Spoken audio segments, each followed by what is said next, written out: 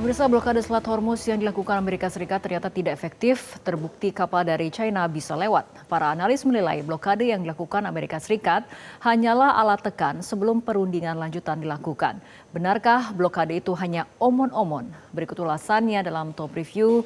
Tunggu apa lagi bersama Kata Uma.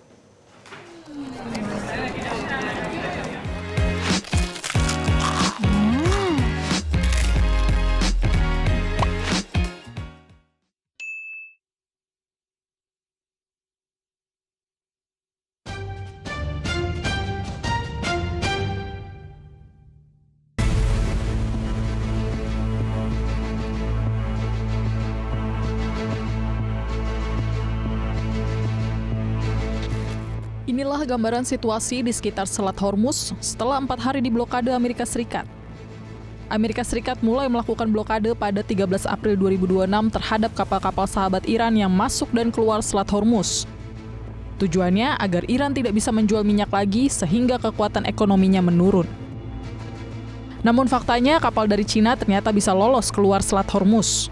Menurut klaim sepihak Presiden Amerika Serikat Donald Trump, pembukaan blokade oleh Angkatan Laut Amerika Serikat dilakukan setelah Cina setuju untuk tidak mengirim senjata ke Iran. Namun menurut analis Timur Tengah, yang terjadi di lapangan adalah kapal-kapal Amerika Serikat tidak mampu memblokade karena posisi kapal-kapal Amerika Serikat yang melakukan blokade di sekitar Teluk Oman, areanya terlalu luas untuk diblokade.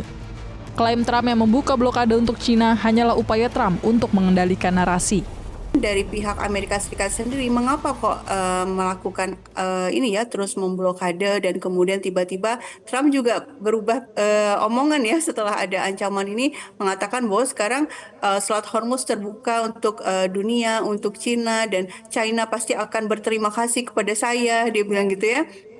Dan kemudian juga mengklaim bahwa China sudah berjanji untuk tidak mengirim senjata ke Iran, padahal China sendiri tidak pernah menyatakan mengirim senjata. Menurut saya ini upaya Trump untuk mengendalikan narasi ya. Dia masih ingin menunjukkan kepada publik, baik di dalam negerinya maupun publik dunia maupun publik di Iran, ingin menunjukkan bahwa Amerika Serikat ini kuat, mampu mengisolasi Iran, mampu melakukan blokade, padahal sebenarnya kenyataan di lapangan semua juga tahu situasinya tidak seperti yang diklaim oleh Trump.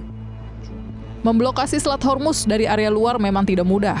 Menurut pakar strategis sekaligus alumni US Air War College, Marsma TNI Purnawirawan Agung Sasongkojati, untuk memblokade Selat Hormuz, Amerika membutuhkan setidaknya 3 gugus tugas kapal induk. Selain itu juga dibutuhkan belasan kapal perusak untuk mengawal kapal yang melintas Selat Hormuz. Itu ternyata untuk membuat blokade dengan seperti ini, apalagi di laut bebas di utara ini, maka mereka membutuhkan tiga gugus tugas kapal induk. 3 gugus tugas kapal induk. Dan itu dilaksanakan bergantian, tidak mungkin terus-menerus sama sebulan 2 bulan, mereka harus bergantian, diganti-ganti, dan selama pergantian itu setiap kali bertugas menjaga jalur pelayaran ini minimal dikawal dengan 15 sampai 20 kapal frigate. Frigate kapal perusak untuk mengintercept dan mengawal kapal-kapal yang masuk atau keluar. Sekarang Amerika cuma punya 1 gugus tugas di sini. Artinya tidak cukup dong Pak, kalau melakukan blokade jalur pelayaran yang tadi Anda sebutkan. Cukup saja, tetapi kemampuannya tidak beda dengan yang 3. Berarti dia mungkin terbatas waktunya, atau nggak bisa terus-menerus, berarti ada ini. Dan memang menurut saya juga mungkin nggak perlu sebanyak itu juga ya. Kenapa? Karena kan tugasnya ini tujuannya untuk memaksa untuk perundingan berikutnya Amerika memiliki leverage atau daya tawar yang lebih baik. Masalah lainnya adalah kapal-kapal yang melintas itu bukanlah milik Iran, tapi milik negara lain seperti Cina, India, dan yang lainnya. Dengan mengganggu kapal-kapal itu, justru Amerika Serikat akan menambah lawan. Ya, faktanya meskipun Trump itu mengancam akan melakukan blokade, tapi kan tidak ada ya realitasnya ya. Kapal-kapal yang memang diizinkan Iran tetap boleh lewat.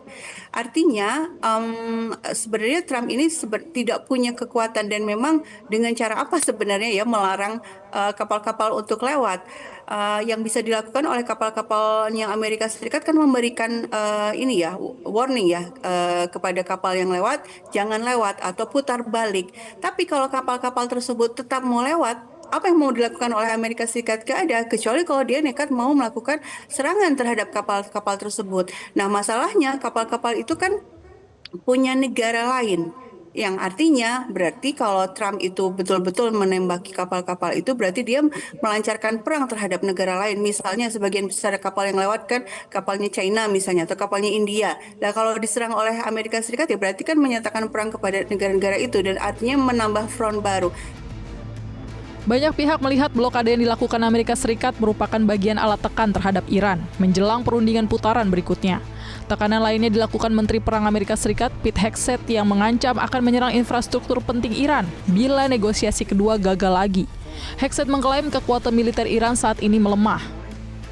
Hegseth juga sesumbar kekuatan militer Amerika tidak sebanding dengan pihak Iran dan menyebut situasi ini bukanlah pertarungan yang adil. Menurutnya, Iran saat ini masih berupaya memulihkan fasilitas militer yang rusak, termasuk rudal dan sistem persenjataan yang tersisa. Which is where we'll start with a message to Iran's military leadership, to the KH leadership and IRGC leadership. We're watching you. Our capabilities are not the same, our military and yours. Remember, this is not a fair fight. And we know what military assets you are moving and where you are moving them to.